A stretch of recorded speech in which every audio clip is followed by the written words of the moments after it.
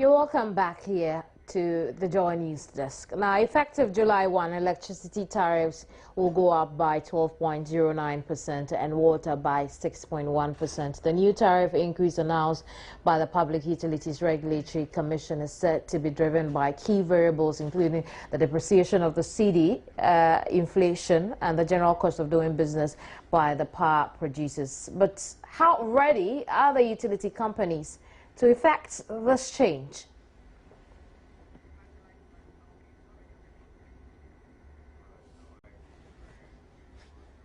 Oh, well, Michael Ajuman is Communications Director for the Ghana Water Company Limited. Hello, Mike. Hello, Michael. Good morning. Good morning. Yeah. You're welcome to the program.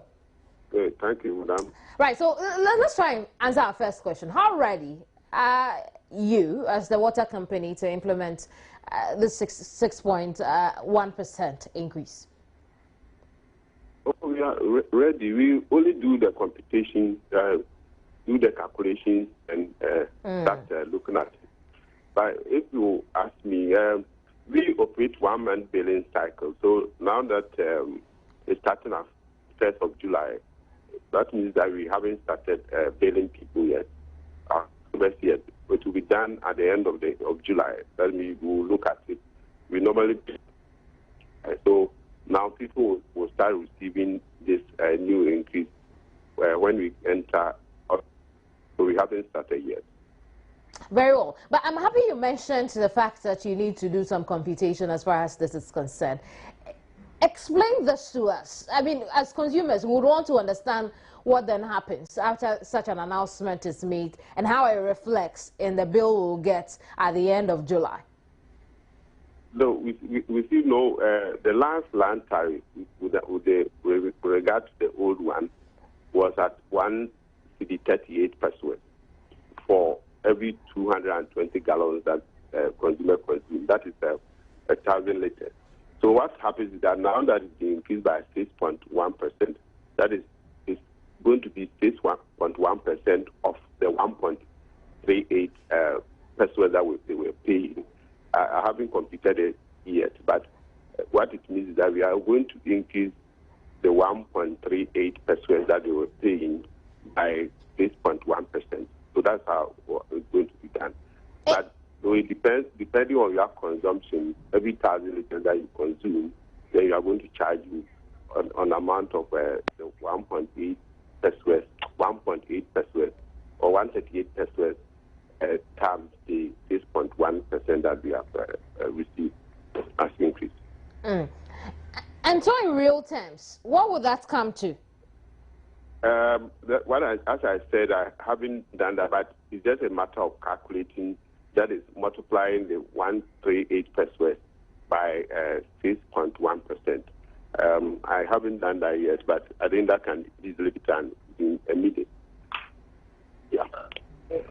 I see. So what I'm saying is that we are getting 6.1% increase over the 1.138 per square that we were consuming per every 1,000 liters or per every 220 gallons. So that is all that details. It's easy to do, but I haven't done that yet. So wait, let's go over it again. 1.38 cities. Cities or 138 per square. I think we are more comfortable with the cities. So 1.38 cities. Yes. Will go up by 6.1%. Now that should bring us to about 2.2. Yeah, I don't even think that it will get there. And this 1.38, it corresponds to how many gallons of water?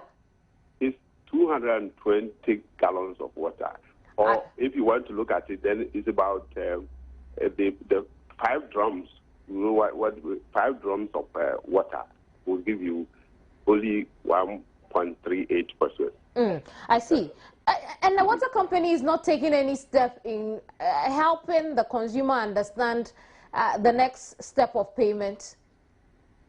No, we do that. We are always telling people, we explain this, they know that this is how much we charge. But when I asked you about how ready you are, you didn't mention that. I'm saying that we are not charging them yet because we'll start billing them when we get into the first week of August.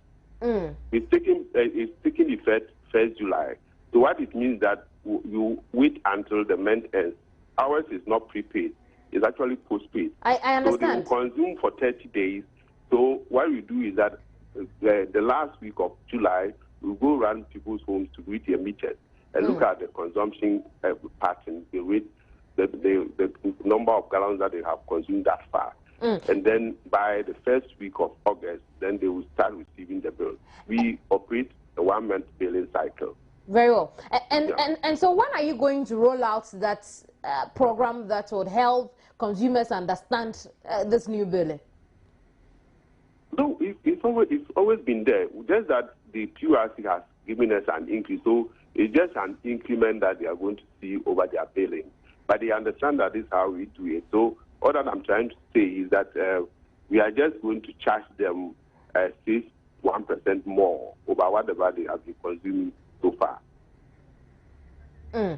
Thank you very much, Michael. Michael Ajiman is Communications Director for the Ghana Water Company Limited.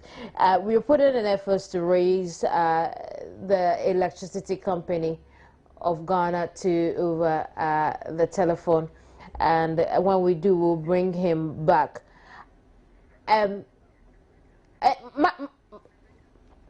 Michael is still over the phone. If we will get him off briefly.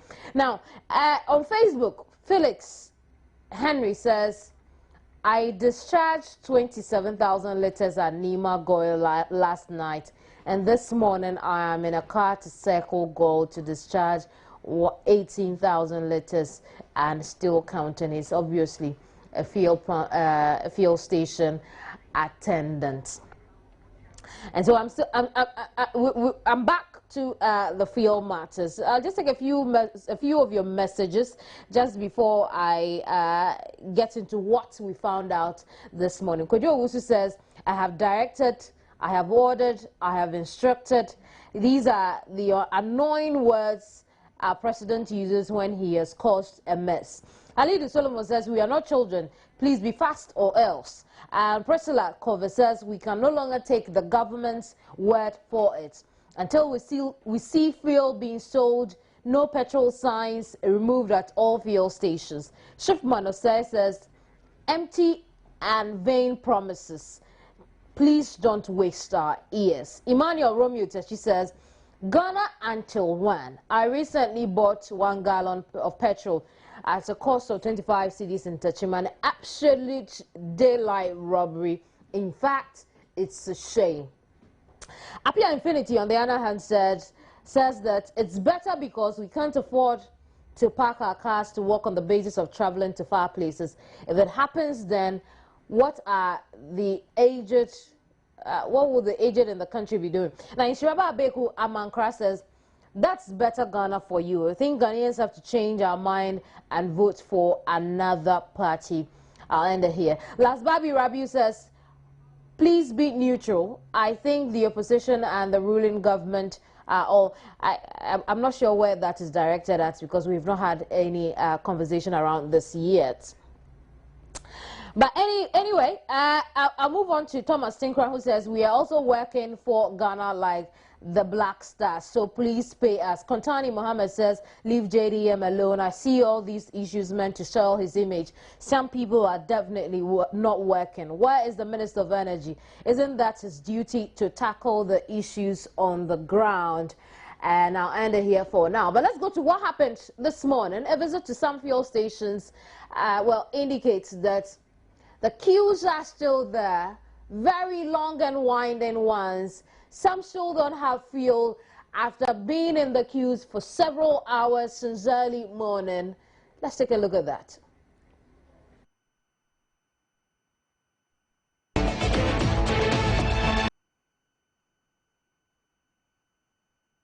Over the weekend, government in a statement released and signed by Deputy Minister for Information and Media Relations Felix Ofosu-Kwakye said, measures have been put in place to ensure that oil marketing companies have been supplied with enough petrol. But it seems the scramble for petrol still continues unabated, especially in the capital, Accra. I have pitched camp here at the Pig Farm Junction Total filling station, and you can see a huge number of cars, gallons and other receptacles. Just an indication that people are still battling for fuel. I have been joined by this gentleman, and he would tell me what he has actually gone through just to get, a gallon of fuel. Good morning, sir. Good morning. What's your name? Isaac Abrokwa. I can see you have a gallon already, but tell me, how was it? It wasn't easy. It took me a long time for me to get a gallon and also come into the queue to get fuel. And I believe that the government has to put measures in place so that we can get fuel, because as it stands now, productivity is low, and also people are not able to move from one destination to the other to do their work, and I believe that they have to do something.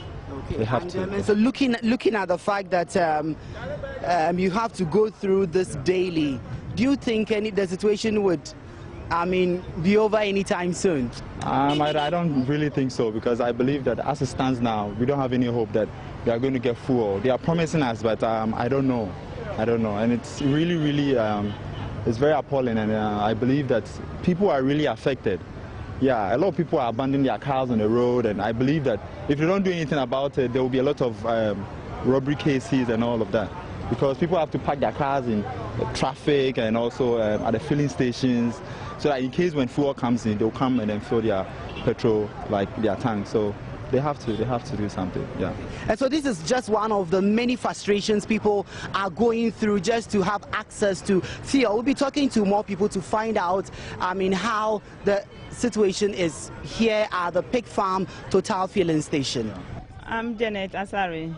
What time did you come here? And I can see you have been served. Oh yes, in fact I didn't keep long. It's about, let's take 15 minutes. Oh, I think everything is becoming normal, and the government those in charge have assured us, so we have to accept it or take everything into consideration that they will, because last Friday they were scared, but now I think they have been making improvements. What time did you come here? And I can see you still haven't been served. Yeah, I came here since in the morning. But I came and filled other one car, and then I sent it back to the office and picked this one. But I was here since Monday, last week Friday, because we are using Tom card. Because without the Tom card, I can't go anywhere apart from Total filling station. So that's my frustration. And then some filling station, the Total, we are disappointed in Total because I'm using Tom card. They owe me. So I have to use my Tom card. When I come there's a situation like this, I have to be in the queue instead of them to provide to treat me differently. They don't mind those of us who already paid our money to them. You understand? So we are frustrated. We don't know what is happening in Ghana. As you could see, we are all joining the queue to have a fuel into our vehicle and then move out to work. And well, it's just delaying the whole nation in terms of business aspect, because wasting like 1 hour 30 minutes here, I could also be doing something in the office, but then I need to put info into my vehicle before going to work. So actually it's delaying the whole process in terms of business aspect. But you see, they are serving, but the line is not going. That is the disturb that I'm disturbing. It's critical because since last week Wednesday, I packed my car. Maybe sometimes a friend will call me, say maybe the fuel is here, I should go and buy. Maybe when I get there, there's no fuel. Sometimes you can join the queue for about 6, 7 hours, then the fuel is short. Then you have to move the car back to your house. So that is what we are facing. So, but I think today they said there's fuel, so we thank God. And so what we've been able to gather so far is that there is enough supply, but the queue is still long and winding. We've been to some filling stations in other parts of Accra, and the queues are non-existent. But here at the Pig Farm Total filling station, there is a long and winding queue, and so we are all hoping that by close of day, the situation will be reduced to the barest minimum. Ridwan Karim Dini Osman, Joy News, Accra. So yes, normalcy is returning, and here's the deal. Government said over the next 10 days it would send 50 million liters of fuel. And then we also hear that the country uses about 30 million liters in a week. 50 million is again over the next 10 days, as again 30 million we use in a week.